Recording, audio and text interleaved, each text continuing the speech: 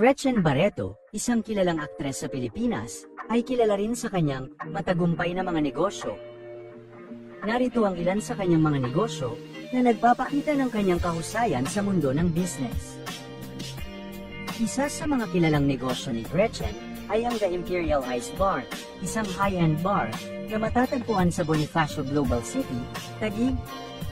Ang Imperial Ice Bar ay nagbukas noong 2012 at naging sikat dahil sa kanyang unique na konsepto at eleganteng ambience.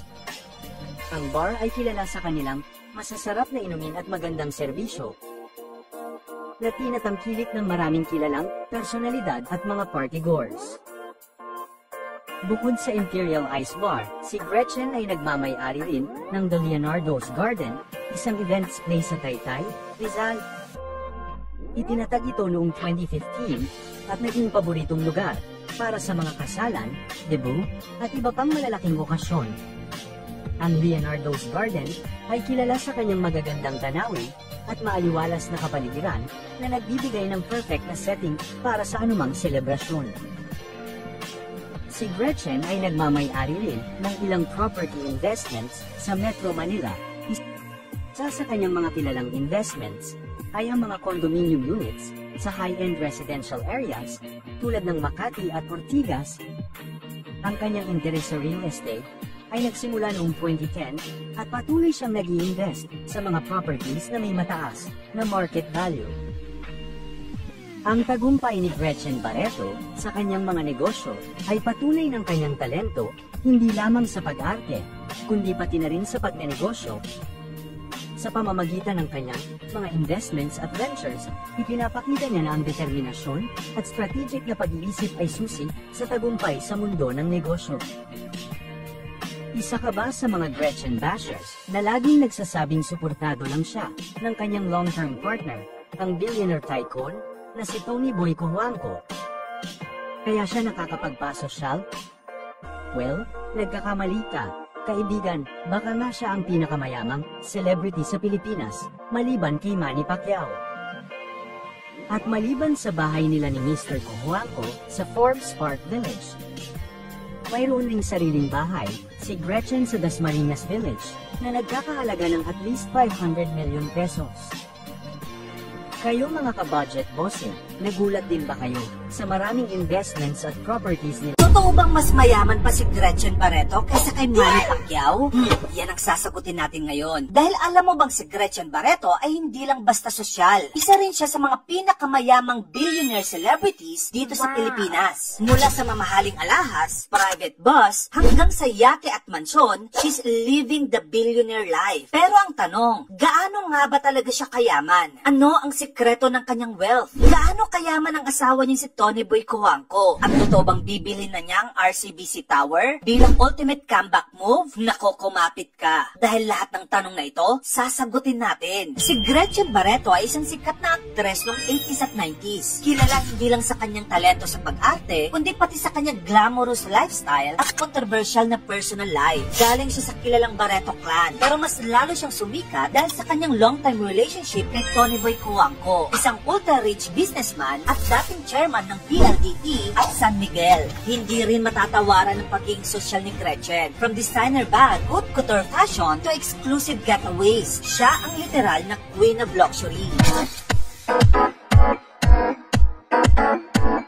Bakit nga ba napakayaman ni Gretchen Barreto? Alam kong alam nyo na din to. Kahit na ilang dekada na siyang artista, alam natin na hindi siya magiging sobrang yaman dahil lamang sa pag-aartista. Ang pinakadahilan kung bakit naging bilyonaryo siya ay dahil sa kanyang longtime partner na si Antonio Tony Boy Cojuangco Jr., isang business tycoon na galing sa mayamang angkan ng mga Cojuangco. Tony Boy is the former chairman of PLDT at former chairman ng San Miguel Corporation, ang isa sa pinakamalaking korporasyon dito sa Pilipinas. Marami ring investment si Tony Boy sa iba't ibang negosyo tulad ng banking, media at telecommunication. Ang estimated net worth ni Tony Boy Cojuangco ay nasa 70 billion pesos. Kaya hindi na nakapagtataka kung bakit si Gretchen ay namumuhay sa yaman at luho.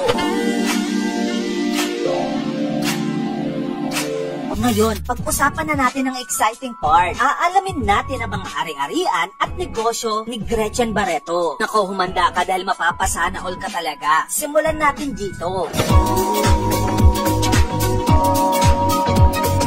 Si Gretchen ay may isa sa pinakamahal na jewelry collection sa showbiz. Ang pinakabongga, ang kanyang Bulgari serpentine necklace in white gold with 2 pear-cut emeralds and diamond paid. Ang presyo nito, nako, nakakalulang 55 million pesos. Mahilig din siya sa mga perlas. Yung isa nga sa kanyang pearl necklaces ay nagkakalaga ng 8 million pesos.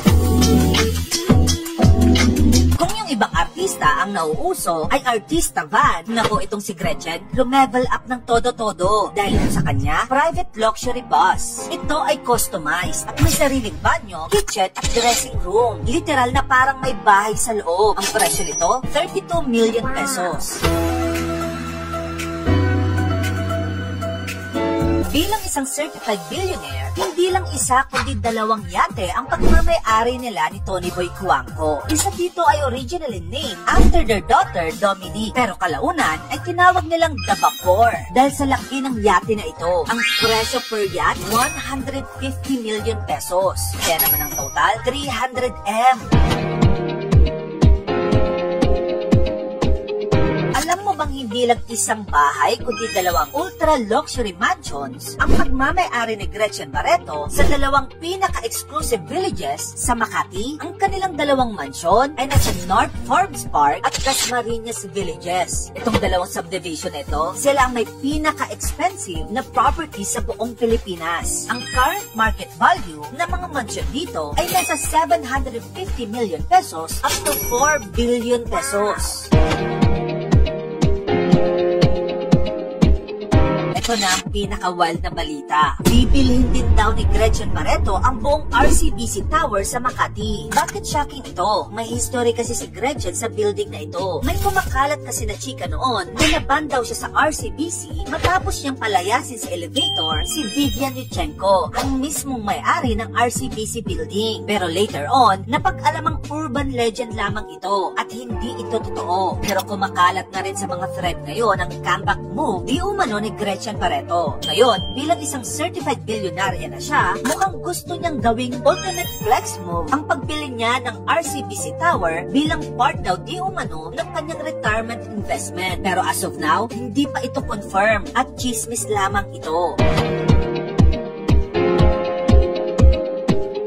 Sa lahat ng kanyang ari-arian, investments at luxury items, magkano nga ba ang estimated net worth ni Gretchen Barreto? Well, ang net worth ni Gretchen Barreto ay approximately 10.7 billion pesos. Para na magka-idea ka kung gaano ito kalaki, kung isang minimum wage earner ay kumikita ng 16,000 pesos kada buwan, kailangan niya magtrabaho ng mahigit sa 55,937 na taon para lamang maabot ang yaman ni Gretchen Barreto. Grabe, no? From a showbiz superstar to a certified billionaire socialite, Gretchen Barreto has it all. Pero ano sa tingin mo ang pinaka-wild na flex niya? Ang kanyang 55 million Bulgarian necklace o ang kanyang yate na worth 300 million pesos?